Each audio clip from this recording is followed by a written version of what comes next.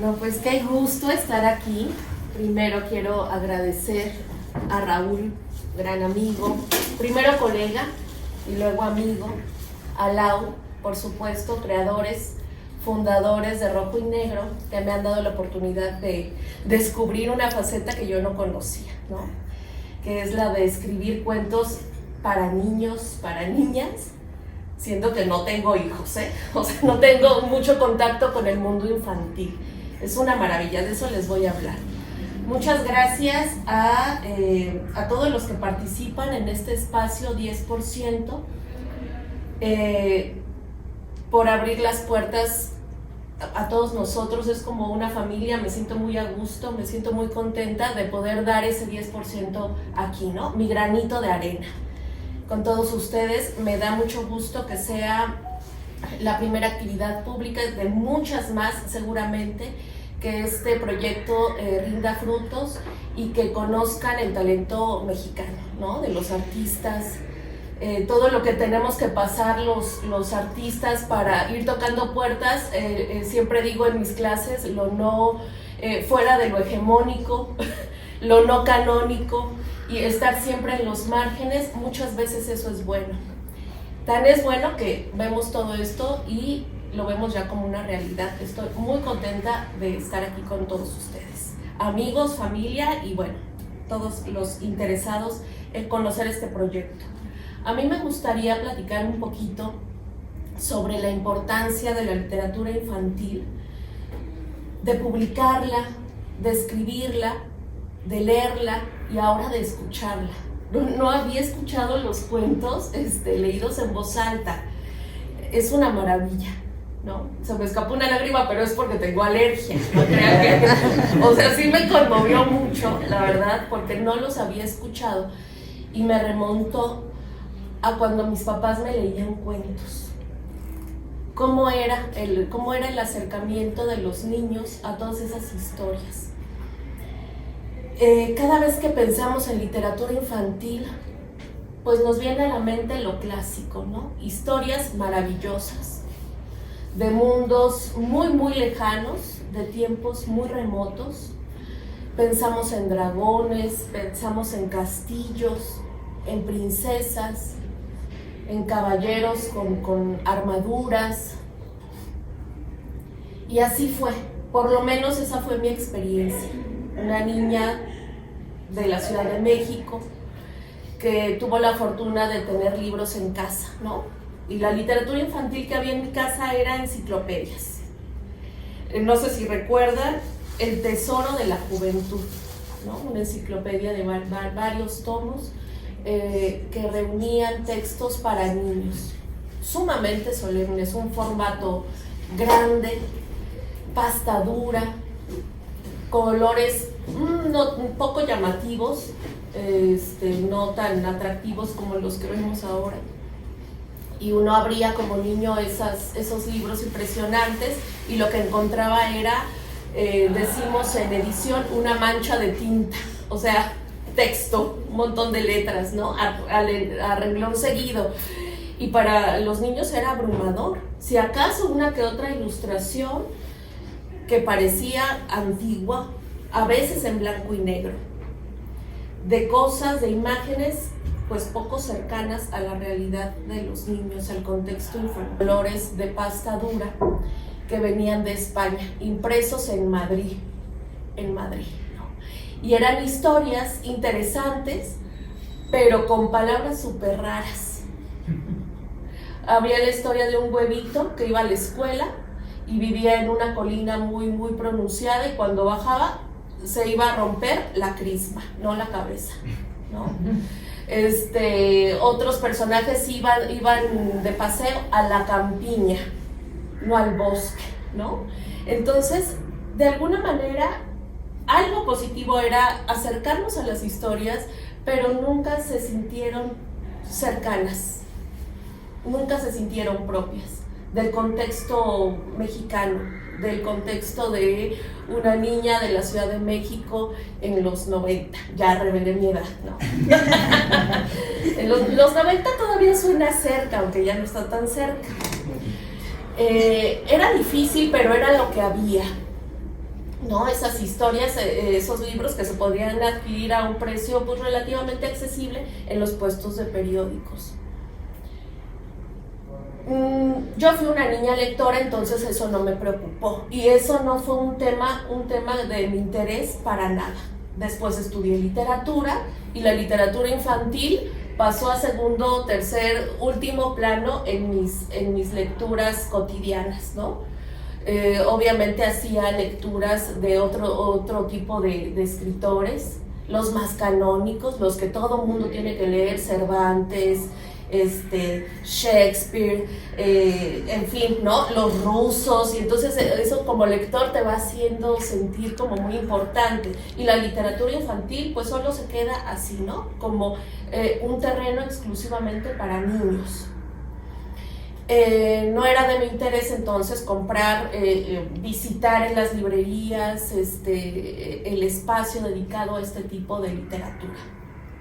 Cuando salí de la facultad, me empecé a interesar por esos libros, por los ilustradores, por el trabajo artístico, pero un poco con ese afán un poco snob de los estudiantes de letras, ¿no? De decir, no, pues la cultura, a ver qué encuentro en las ilustraciones. Y me acerqué a libros ilustrados por franceses, excelentes ilustraciones, impactantes, ¿no? Los trazos, los colores, la modernidad. Ilustradores ingleses, incluso ilustradores españoles, que una vez más mostraban su arte en libros o en historias muy tradicionales, ¿no? La Bella Durmiente, El gato con botas, todo esto que les suena a ustedes muy familiar. Nunca me acerqué a un libro de literatura infantil escrito por mexicanos, ilustrado por mexicanos. Nunca, no me interesaba, ¿no? Un poco el malinchismo de eso, porque si teníamos a los franceses, ¿no? Si teníamos a los ingleses, a los que ilustran esos libros y con unas ediciones, con unos formatos, un papel maravilloso, pues no hay necesidad. Eso es lo que hay que leer, eso es lo que hay que consumir, ¿no? Por cultura. Lo clásico que se sigue leyendo, lo clásico que se sigue consumiendo, Edgar Allan Poe para niños, ¿no? Ilustrado por ingleses. Los cuentos de terror y El gato negro y todas estas cosas que nosotros conocemos muy bien. Hasta que vino la pandemia, ¿no? Y que fue un momento de reacomodo, de pensar nuestro lugar como profesionales de los libros. Yo me dedico a hacer libros, soy editora, profesora de la universidad, entonces tengo contacto con libros. Pero como todo paró, como el mundo hizo una pausa forzosa, eso sí, nadie lo pidió, pues el mundo del libro también estuvo en una pausa y fue cuando recibí la llamada de Raúl y me contó de un proyecto.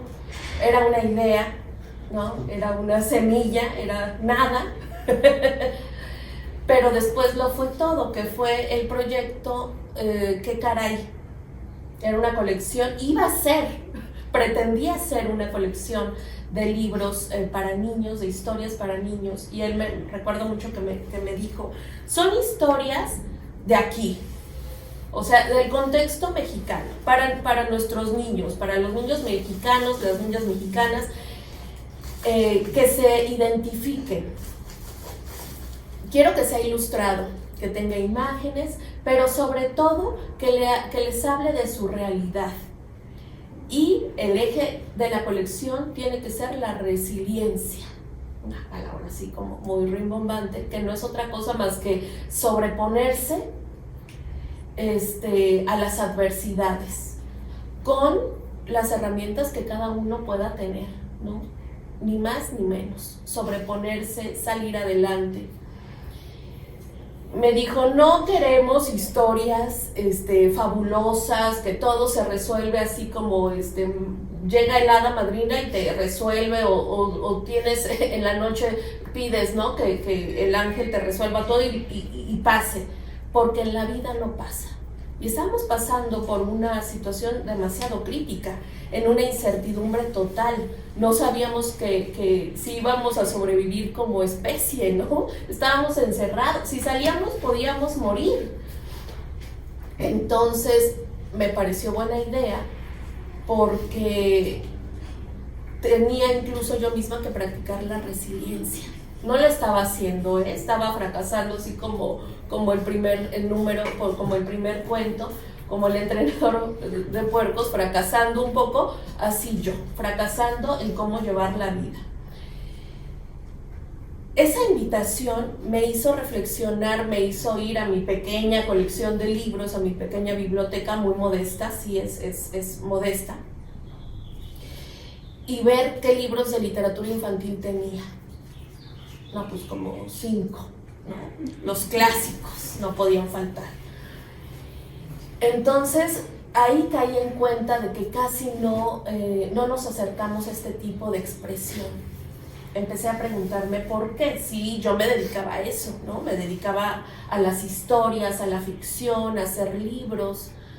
Me fascinan las narraciones. Entonces, pues fue un ejercicio interesante, no solo de creación literaria, sino de reflexión editorial incluso, ¿no? Pensé la historia que después se concretó en El diente de Sandy, pero tuve que hacer trabajo de campo, les soy honesta, porque como les decía, no tengo hijos, casi no trato con niños, entonces para mí el mundo infantil creía yo que era muy, muy, muy lejano, así como las películas, muy, muy, muy lejano. Entonces me acerqué a mi sobrina de 10 años y le pregunté, ¿no? A ver, ahí ya así como platicando de tú a tú, ¿cuáles son tus preocupaciones? ¿Qué es lo que te molesta? ¿Cómo es la vida de una niña de 10 años actualmente durante la pandemia? Y platicamos muchas anécdotas, muchas inquietudes que puede tener un pequeño, ¿no? Una pequeña mexicana. En ese momento era 2020, ¿no? Justo 2020. Me di cuenta de que no es muy, muy lejano. O sea, el mundo infantil no es muy, muy lejano. El mundo infantil, las preocupaciones que pueden tener los niños, los temores que también surgieron a raíz de la pandemia eran tan similares como los que teníamos los adultos, ¿no? No éramos tan distintas, a pesar de la diferencia de edades. Entonces, llevar una inquietud que parecería tan simple como perder un diente, llevarla a las páginas de un maravilloso libro ilustrado por Lau, intentaba justo mostrar la preocupación que tenemos todos en algún momento en nuestras vidas de la pérdida, de ya no estar, ya no ser los mismos. La pérdida de la juventud podría ser, la pérdida de un miembro del cuerpo, porque eso puede suceder también, la pérdida de un contexto agradable, de una situación familiar, una ruptura, un divorcio, que lo estábamos viendo en ese momento de la pandemia. Hubo muchas crisis y hubo muchas pérdidas en ese sentido. La pérdida de un ser querido, la pérdida de un trabajo, y cómo los seres humanos, no hablo solo de los niños, sino de todos nosotros, cómo frente a esa posibilidad nuestro mundo se puede derrumbar y cómo salir adelante, ¿no? Eso es lo que quise plasmar en el libro, llevado al contexto de una niña que está a punto de perder su primer diente, ¿no? Que vaya que es como choqueante, diría ya los modernos, ¿no? Es una condición muy difícil. O como una mujer de 40 años como yo, verse al espejo y decir, tengo canas, ¿no? O sea, ¿dónde quedó mi cabello color castaño? Y perderlo, o sea, ya no va a ser. El diente de Sandy, el diente que se le iba a caer, ya no iba a estar. Y ese es el conflicto, que parecería simple, pero no lo es tanto. La pregunta es cómo cómo llevar la historia a la resiliencia y no con parches como de plastilina, ¿no? Como lo acaba de contar Jacobo. Hay cosas que no podemos frenar por más que nos empeñemos, por más que lo deseemos, que trabajemos por ello. Hay cosas que son imparables, pero tenemos que aceptar la situación, ¿no? Eso está un poco en la historia. Y el resto de la colección, qué caray, una expresión muy mexicana que no nos es ajena, en un lenguaje muy cercano, nos demuestra que desde la perspectiva infantil, niños muy pequeños, como el entrenador de puercos, o incluso adolescentes, pueden, se enfrentan a cuestiones de la vida y pueden sobreponerse, pueden salir adelante. Esto es, definitivamente fue una gran experiencia, como les dije, no solo de creación, sino casi un ejercicio terapéutico para la pandemia, ¿no? Por un lado, y formar parte de un equipo de creadores. Por primera vez trabajé no como editora, sino como coautora con alguien tan talentoso como Lau, ¿no? Cómo la imagen puede complementar mucho, decir mucho, más que la palabra. Fue una experiencia maravillosa que me dejó la pandemia y por supuesto la invitación a colaborar con Rojo y Negro. ¿Por qué es importante la literatura infantil en este momento? ¿Por qué es importante publicarla? Imaginen el escenario, pandemia, las editoriales paradas, las imprentas no estaban abiertas, no se imprimían libros. Y aún así, un grupo quiso sobreponerse a ello, ser resilientes y decir, tenemos que continuar, no podemos frenarnos, esto no nos puede parar y la literatura tiene que vivir, ¿no? Tiene que aportarnos algo, tiene que movernos y ayudarnos de alguna manera también a salir adelante. Eso es de parte de lo editorial. Y lo que ha logrado la colección es la cercanía con los lectores, con las lectoras. Ahí me di cuenta de otra cosa muy importante. Los libros son objetos que pueden estar así en un estante y no tienen influencia. Pero cuando el libro alguien lo toma y lo ojea, un libro como estos, un libro ilustrado, no digo leerlo, sino ojearlo, ya tiene un sentido y deja de ser un objeto para convertirse en muchas cosas más. Estos libros han dado grandes satisfacciones, nos han demostrado que los lectores no solo son los niños, los lectores son los padres de los niños, lo hemos hablado mucho, que son los que eligen comprarlo y leer las historias a los pequeños.